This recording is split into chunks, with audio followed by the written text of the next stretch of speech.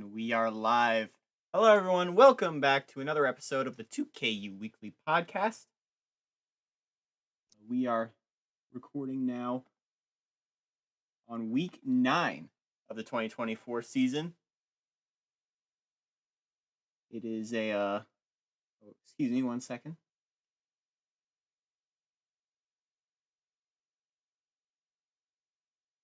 Really quickly gotta close some things, but I'm Type by Joy 101, of course, joined by Danny V and Pig Bear per usual.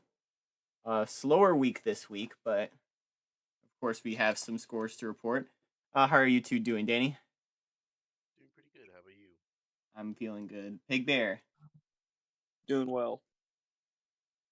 All right, very quick. Let's look at some of the headlines from the weekend of games. Number 4, Ohio State holding on to defeat an undefeated Iowa at home. We'll talk more about that later.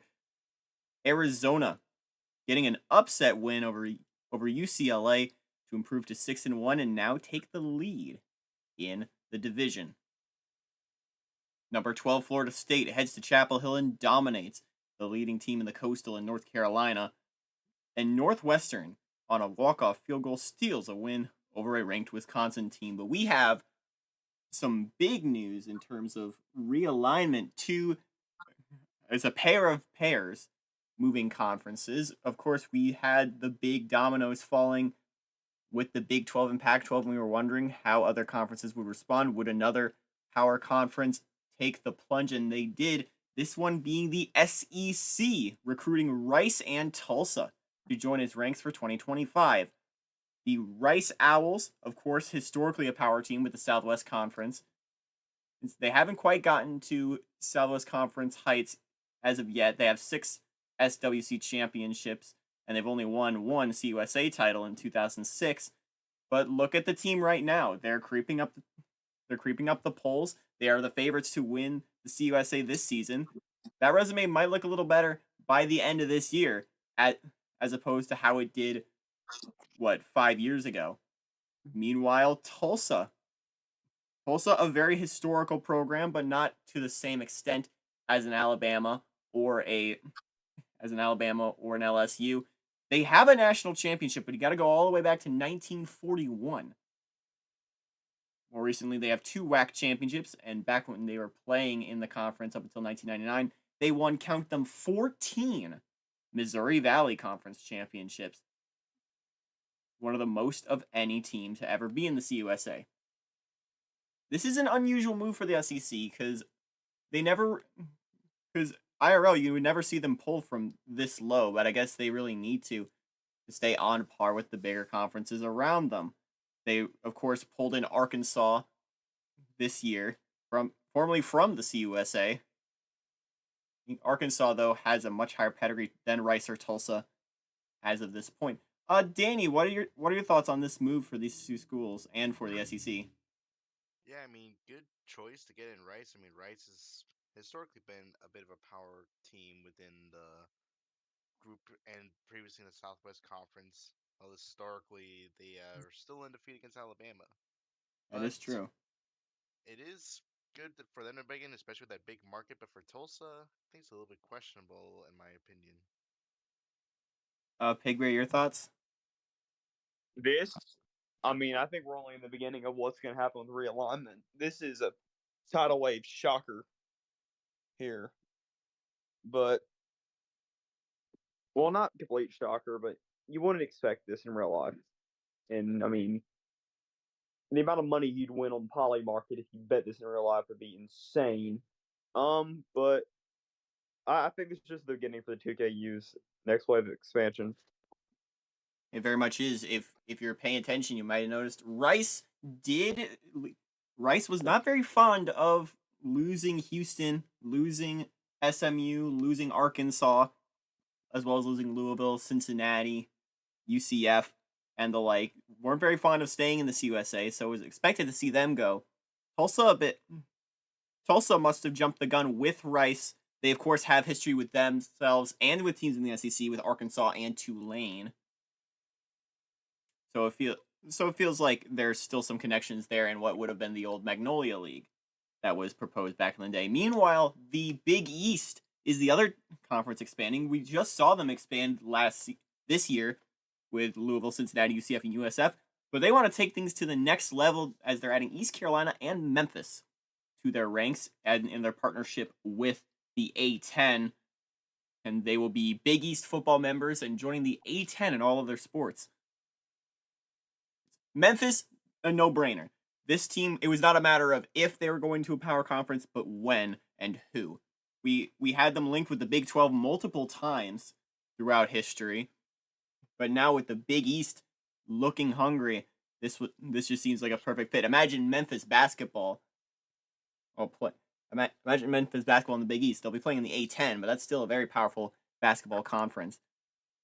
In football, there are no slouches either. 3 CUSA championships. They made it to the top 25 as recently as 2022. They played in the 2022 conference championship against UCF. They have, going back to that basketball pedigree, 6 basketball championships and 3 appearances all time in the Final Four. Meanwhile, East Carolina, a lot more understated. They have 2 CUSA women's basketball titles as well as several championships in baseball, but it feels very much like a market move, getting back into North Carolina, getting back into the South. Because if you remember, they used to have Virginia Tech, they used to have Miami. They have more teams in that area with UCF, Louisville, and South Florida, but they're trying to bolster that South market in sort of an attempt to compete with an SEC that has been lacking in recent years. What are your thoughts on these two, Danny? These are great picks for the Big East. I mean, more so Memphis and East Carolina, but definitely some good additions to them. But now they're really packed league, and it should be really fun to watch some Big East football. Big Bear? Well, they're keeping it big east of the Mississippi, and I mean, look, it's fine if they expand to the South. It's a good market, but I'm not sure the ACC will let it fly them encroaching on their territory. Look for the ACC to make some moves. ACC this year added Boston College and Dave's show and had to resecure South Carolina. We'll talk about what potentially could be moved in the future. Meanwhile, enough about the future. Let's talk about the past and the games that happened over the weekend. Game of the week went to Columbus, 6-0 Ohio State, 6-0 Iowa clashing together. And this one, unfortunately, ended pretty anticlimactically. 21-13 was the final. Ohio State getting the 7-0. Iowa falling to 6-1, their first loss of the season. And it all came down to the clock. It was all a NCAA college football 25 classic in that no one knows how to manage a game clock. Danny? Yeah, that was just dumb by both the game and Iowa. I mean, when you're down by that much and with so little time, you would expect to like hurry up, but nope, they took their sweet time. You would have heard me if you were on stream and how frustrated this was making me. We redid the game, and it resulted in the same way. Pigberry, your thoughts on this finish? You know what? They've got to edit the game. I know we're one of the very few people who actually sit there and sim watch football games.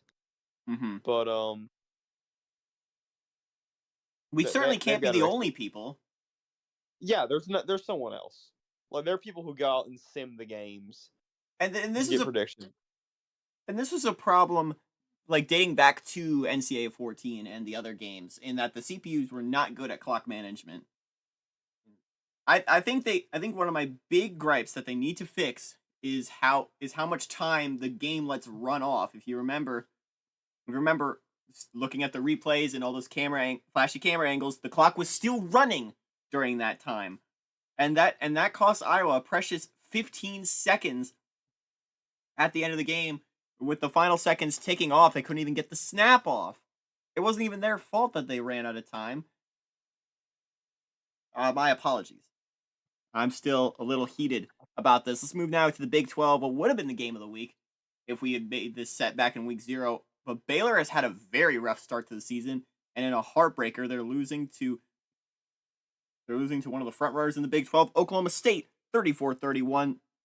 The Pokes improved to 6-1, winning their third straight over the Baylor Bears. Danny?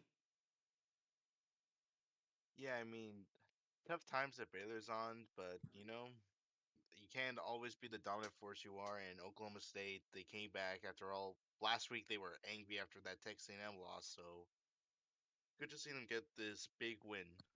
Big Bear? Yeah, good job for Oklahoma State getting the win. Up next, the third Saturday in October. And what that means, Alabama and Tennessee. Tennessee Volunteers have made themselves the favorites in the SEC, and that continues to go after a 48-30 win over the Crimson Tide. UT now 6-1, Alabama slipping to 3-4 on the year. What are your thoughts on this Tennessee squad? Are they legit? Are they going to win the SEC? I think it's definitely possible. I do think that that Tennessee shockingly came out of nowhere and is now can control their destiny very much. Big Bear? Good times on Rocky Top, and we're saying this because you don't really expect it, but Tennessee's really got control of the SEC now. They are in the lead. There are two other 6-1 teams. We'll talk about them. We'll talk about at least one of them later. The one that's not on this list is Auburn. The Auburn Tigers are making themselves into contenders. I expected them to be a dark horse, but with all the big teams like falling out of the way, Auburn seems like they have that run ready. Meanwhile, down to Tucson, it's Arizona who hands the UCLA Bruins their first loss of the year, 24-14. Arizona 6-1 for the first time since 1994.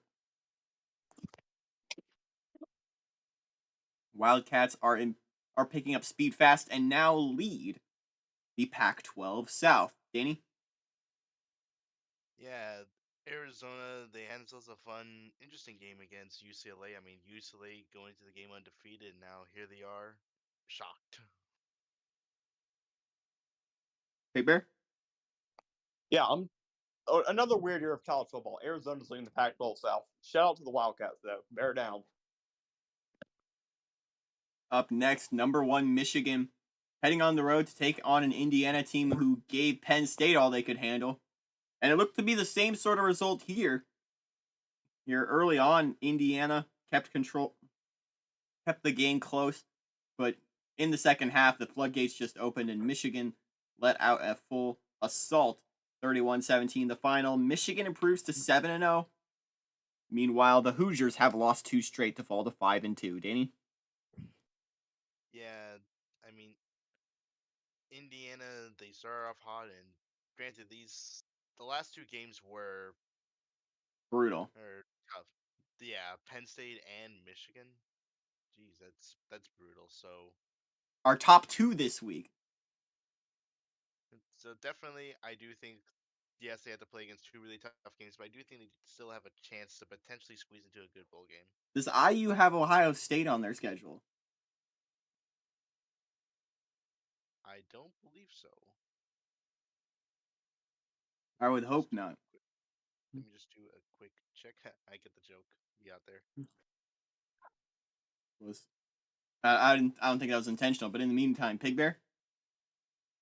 Yeah, Michigan just keep improving why they're the number one team in the country. Yes, they do. Week 12 at Ohio State.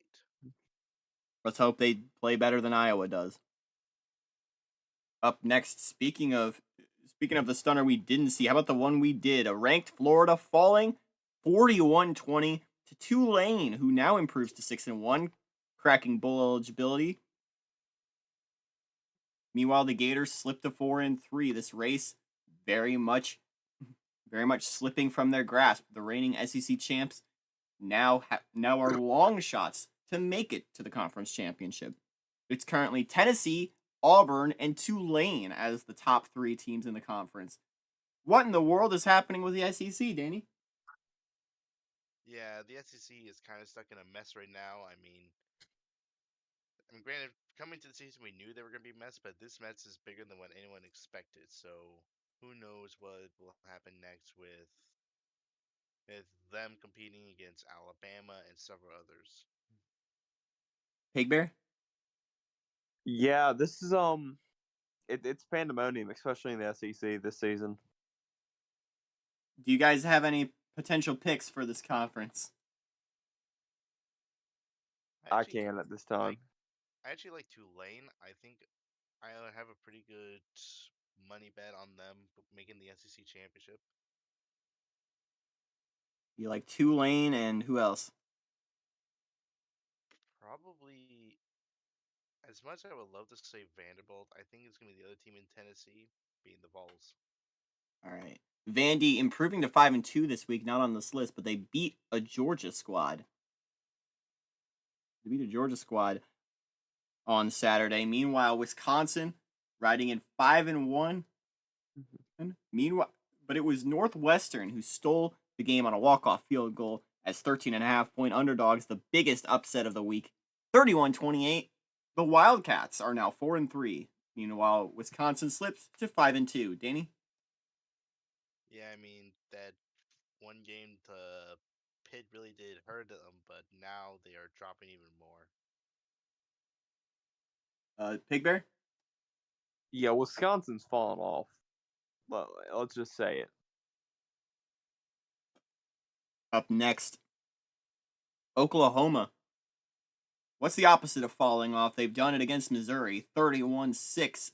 Not the Cowboys, pardon me, the Sooners are 7-0. Meanwhile, Missouri lost their second straight to fall to 5-2. Danny? Yeah, I mean they have been performing really well this season, like a big shocker. Like no one expects them to still be undefeated at this point, and beating a really good Missouri team, seems like they might be on the way to doing something really good. Big Bear? Yeah, Oklahoma's a quality football team.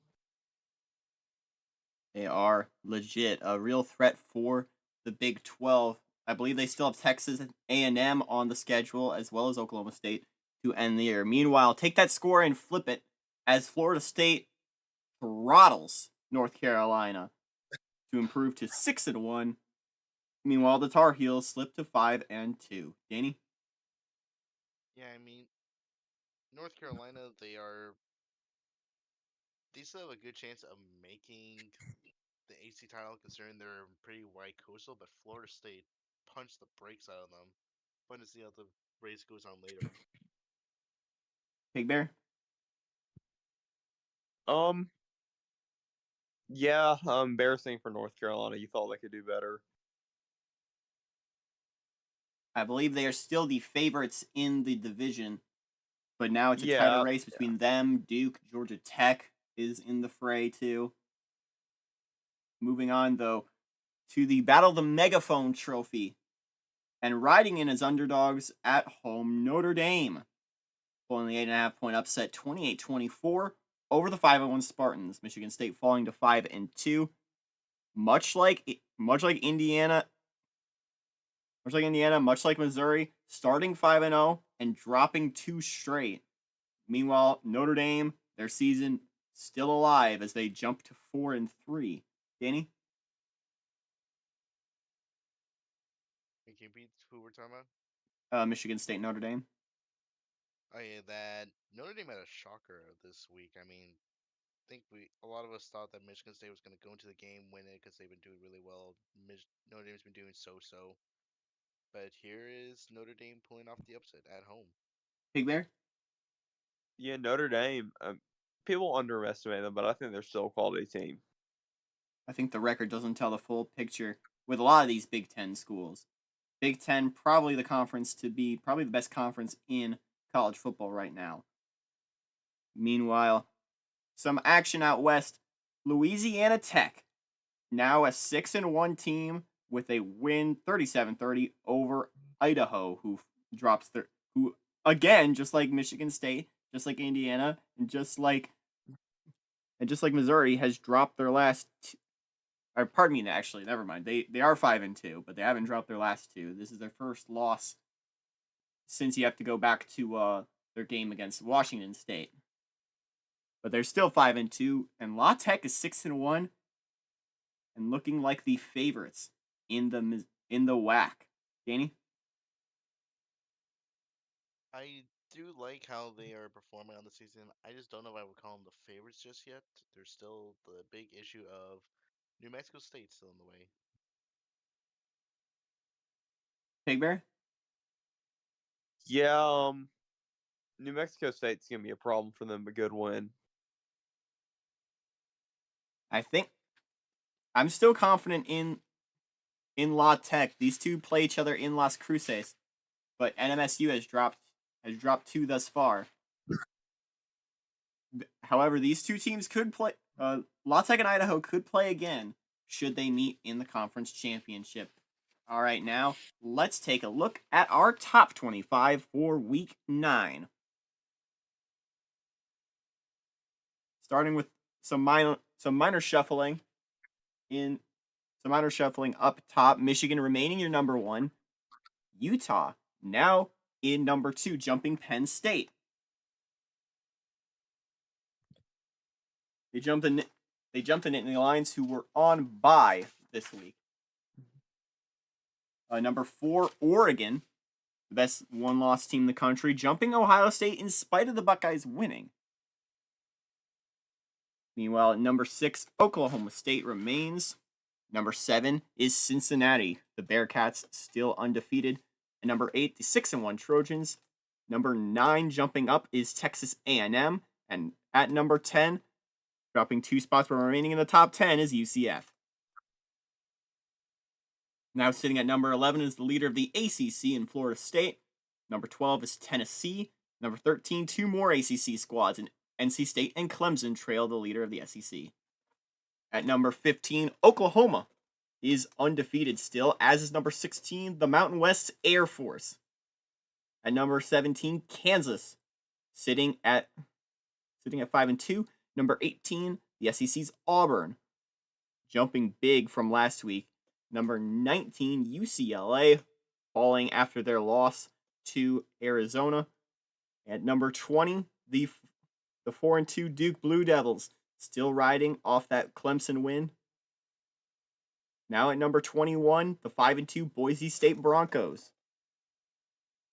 currently second among Mountain West schools. But watch out for some teams in the next up. Number 22, finally ranked for the first time in almost 60. How many years has it been since 2006? Pardon me, 18 years. First time ranked in 18 years, not 60 years. It's Rice out of the Conference USA. Number 23, dropping from last week, is Iowa after their first loss. New to the top 25 are 2 new teams to round us out. Number 24, BYU, who currently lead the Big 12 North, and Tulane, who are 6-1 and in the top 3 in the SEC. Some other teams mentioned are Wisconsin, San Jose State, Arizona, Wake Forest, Liberty, Florida, Michigan State, Georgia, Columbia, North Carolina, New Mexico State, Vanderbilt, and Hawaii. Danny, your thoughts on this top 25? Yeah, pretty good top 25. A lot of shakeups, a lot of interesting teams who joined up. I'm surprised there are some teams that are still just knocking out there, like like in Arizona and several others. Well, I think Arizona and Wake Forest are some notable omissions at this point. Pig Bear? Yeah, craziness still floating in college football. One thing I've noticed on the next 5 up, I don't know. It's weird to see New Mexico State ahead of Hawaii in terms of the WAC teams on this poll, and no Louisiana Tech. I think La Tech is the best team in the conference right now. Regardless, let's move on now. I want to touch real quick on my poll for the potential BCS buster. Currently sitting in that Mountain West spot, of course, is Air Force. Gunning them down, though, could be San Jose State. Boise sitting on the outside alongside teams like Nevada as well. They would need to beat these teams in order to potentially get in that race. But sitting right between the Mountain West schools on the poll is Rice at number 2. The Rice Owls are the favorites to get that extra at-large spot. Louisiana Tech is up there as well. Columbia, still undefeated, climbing up the poll. Hawaii is the favorite from the WAC Pacific. After Liberty's loss, they lost to Southern Miss over the week. The Liberty Flames took a hit, but they're still in the poll as well, as is one loss Texas State. The Sun Belt's leader, FIU, Southern Illinois, still one loss out of Missouri Valley. UTSA is on the fringe for the Conference USA, and rounding us out are the two SoCon schools in the lead of their respective divisions, James Madison and Chattanooga. What are your guys' thoughts on this poll? Yeah, I do think it's a interesting poll. I mean, who knows what will happen with the BCS budget this season?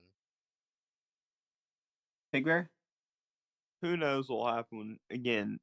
I've got a pick, but I'm not sure they'll even win enough to make it. So who knows?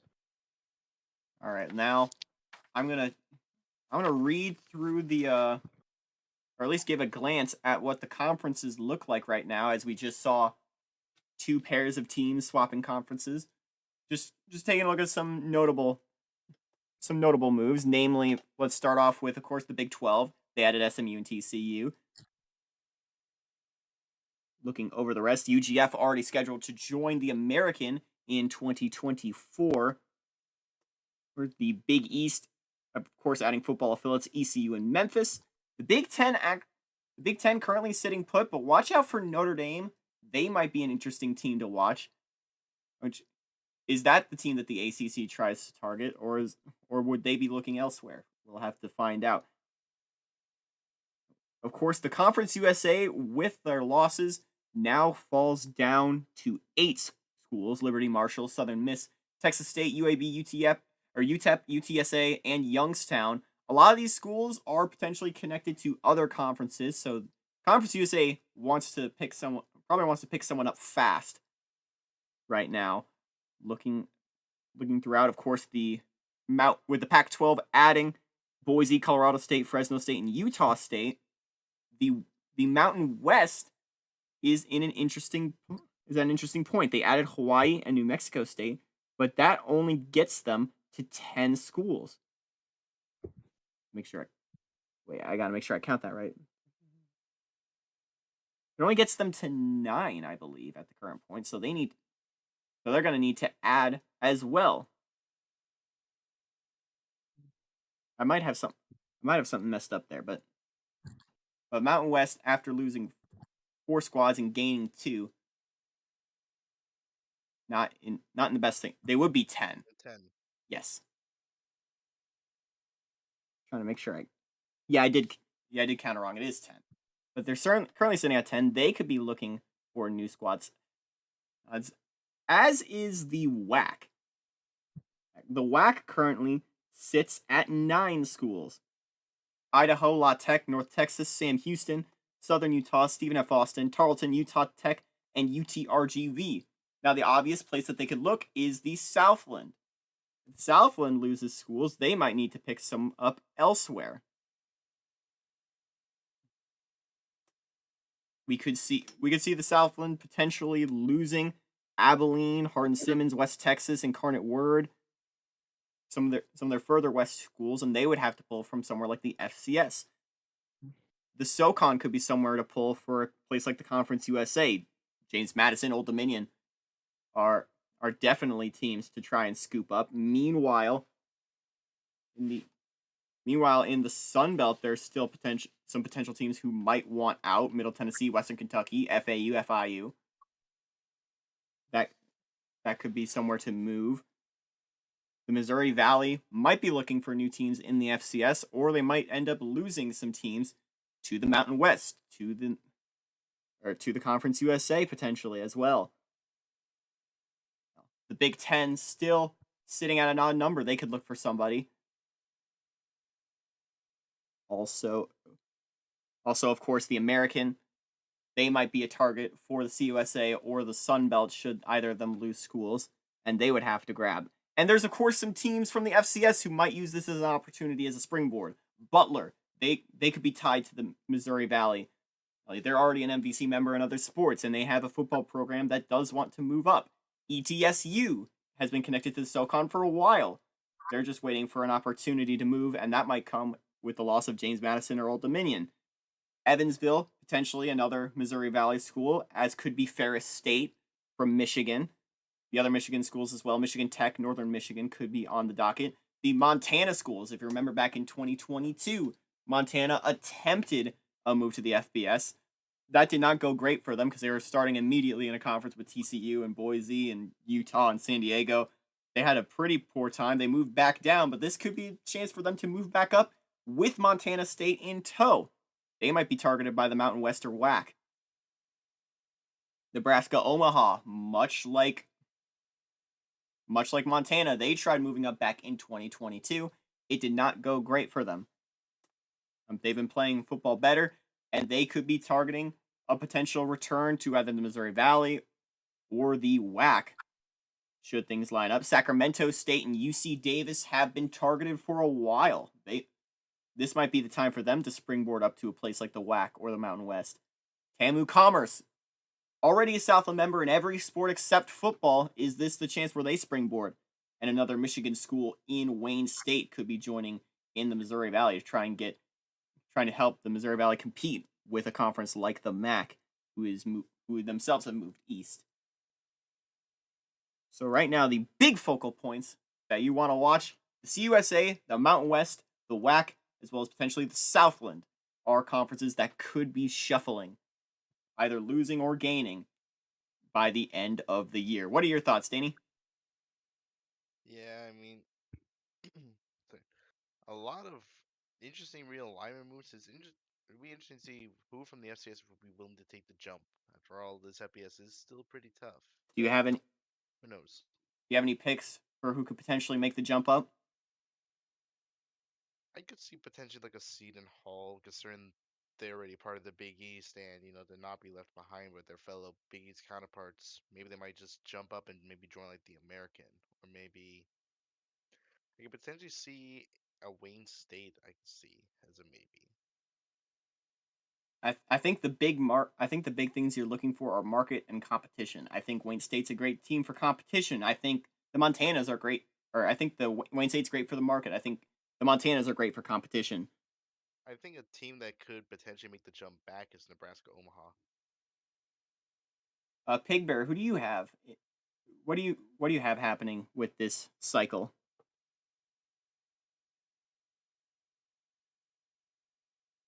Big Bear?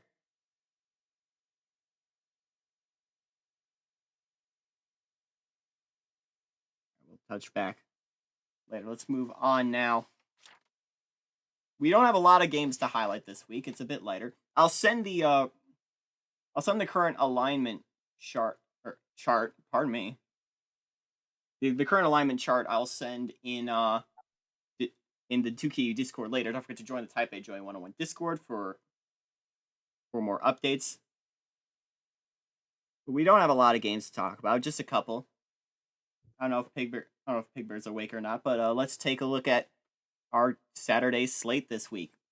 Two of the top teams in the ACC Coastal are facing off as Georgia Tech hosts North Carolina. Both teams at 5-2. Georgia Tech 4.5-point favorites at home. I'm liking the Yellow Jackets to pick up another win, get bowl eligible, and take the lead in the division. Danny? Give me the Yellow Jackets. I think Georgia Tech will be performing really well this game. All right, up next, Southern Miss, fresh off an upset win over Liberty, now sitting at 5-2. It's a 4-2 Texas State. The Golden Eagles are over a touchdown favorites at home, sitting at -7.5. I like Southern Miss to get bowl eligible. Danny?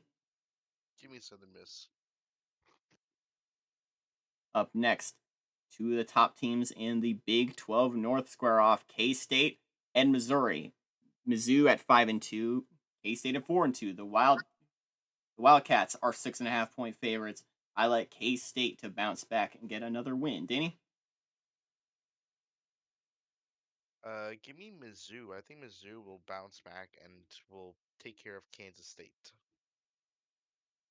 Up next, from Las Cruces, New Mexico, the Louisiana Tech Bulldogs taking on New Mexico State in what might be their final conference matchup.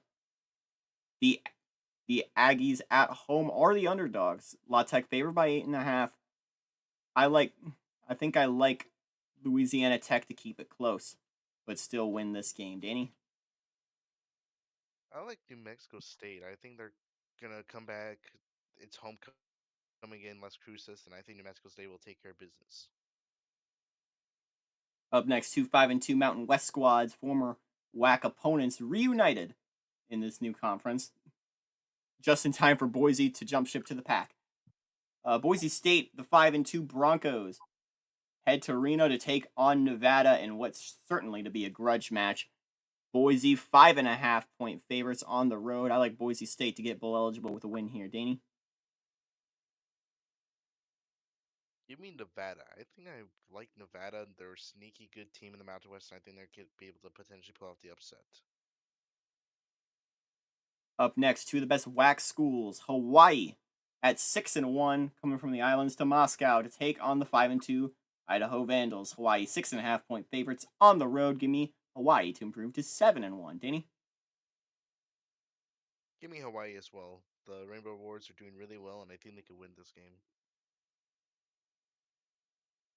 Meanwhile, in Salt Lake City, the 7-0 number 2 Utah Utes are hosting the 5-2 Washington Huskies, who've been a sneaky team themselves in the Pac-12. They're currently second in the North behind Utah. The Utes are 10.5-point favorites at home. I like Utah to remain unbeaten. Danny? Give me the Utes. I think Utah will show why they deserve to be in the pack. Up next, the top two teams in the American square off, reigning champs Charlotte taking on Delaware. The 4-2 Charlotte 49ers are 12.5-point favorites against UD. Give me Charlotte to win.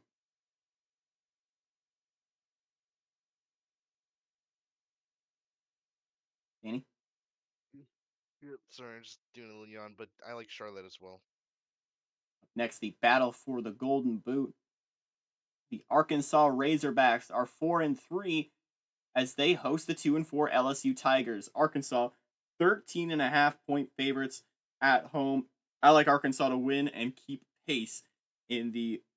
SEC. Danny? What's the game? Sorry. LSU Arkansas. Give me. I think I'm going to give it to LSU. I think they're going to win the Golden Boot, and I think they're going to perform well this game.